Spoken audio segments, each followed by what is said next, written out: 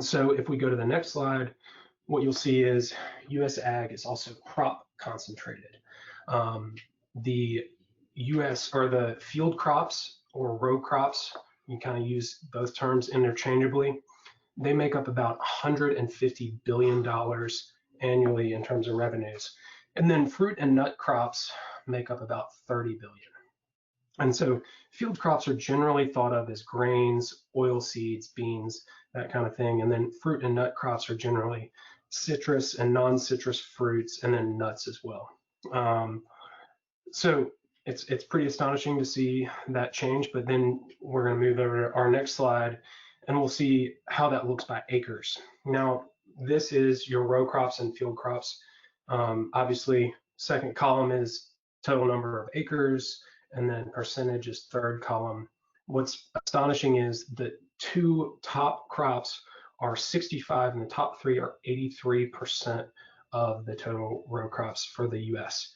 Now, the US has roughly 300 million acres of row crops. This chart makes up 230 million.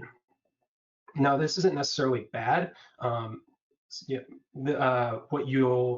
we typically think about is corn and soybeans and wheat. There are a lot of uses for.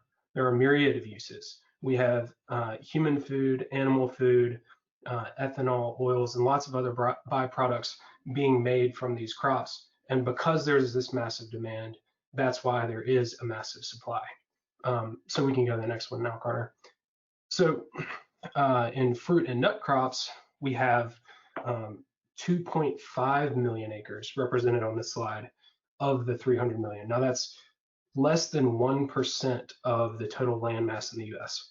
But what is really interesting is this is 15 to 20% of the total revenue in US farming.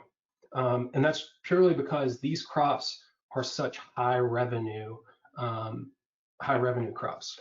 Now, we definitely plan to have more of these offerings on the website in the future, but this is so specialized in comparison to row crops that we want to devote some more time to this individually.